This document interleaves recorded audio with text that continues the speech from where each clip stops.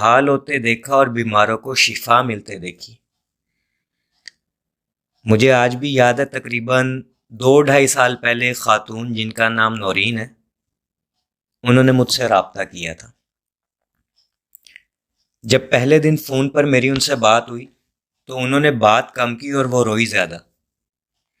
کہتی تھی کہ میں دنیا والوں کے تانے طنز سن سن کر تنگ آ چکی ہوں، میرا اب دم گھٹنے لگا ہے، ہر طرح کے وظائف کر کے دیکھ لیے لیکن گود پھر بھی خالی ہے، اولاد کی نعمت سے محروم ہوں۔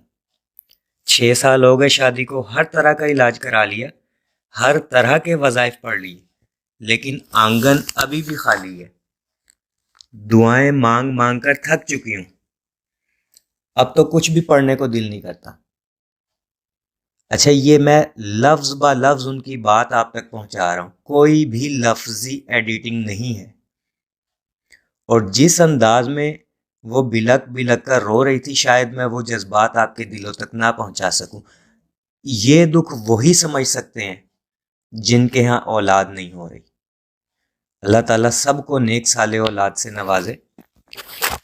قصہ مختصر، میں نے ان کو تسلی دی کہ اللہ پاک کرم کرنے والا ہے، آپ کی من کی مراد اللہ لازمی پوری کرے گا، اور کہا کہ آپ تمام وظائف فی الفور بند کر دیں، صرف فرض نماز اور استغفار پر اکتفا کریں،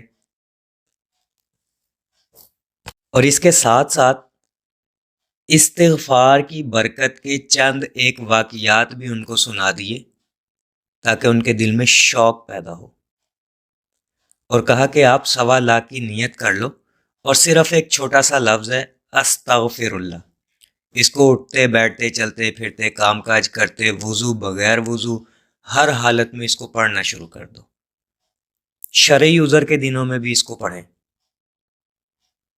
فون بند ہو گیا۔ ایک ہفتے بعد دوبارہ ان خاتون کی کال آ گئی کہ بھائی میرا 1.25 مکمل ہو چکا ہے، اب بتائیں آگے کیا کرنا ہے۔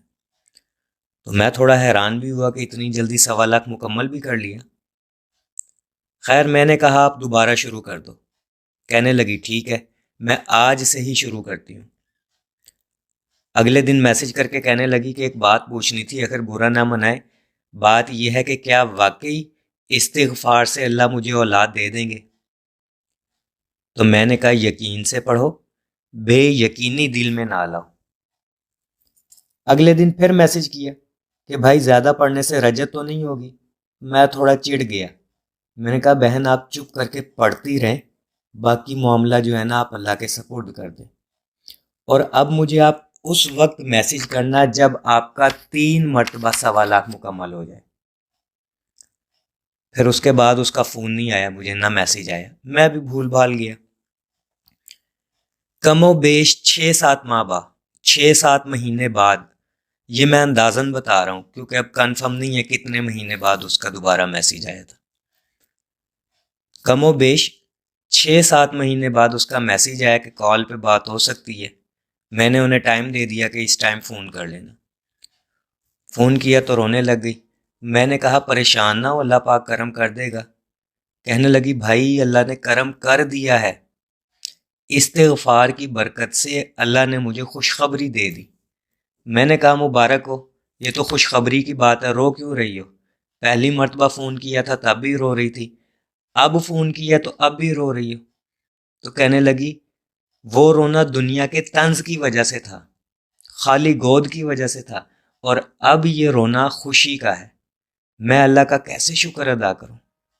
اس کی آواز میں ایک چاہت تھی کہ جیسے پتہ نہیں اس کو کون سی بچھڑی ہوئی چیز مل گئی ہو۔ کہنے لگی آپ دعا کریں کہ آگے کے معاملات خیر خیریت سے ہوں۔ میں نے دعا دے دی، وقت کے ساتھ ساتھ رابطے میں رہی، اللہ نے اسے بیٹے سے نوازا۔ مجھے میسج کر کے کہنے لگی نام کیا رکھوں؟ میں نے کہا محمد رکھ لے۔ کہنے لگی محمد احمد نہ رکھ لوں؟ میں نے کہا محمد احمد رکھ لے، اور اب ماشاءاللہ سے وہ بچہ پروان چڑھ رہا ہے۔ میرے عزیزو، یہ ایک واقعہ ہے، ایسے کئی 100 واقعات آپ ایمان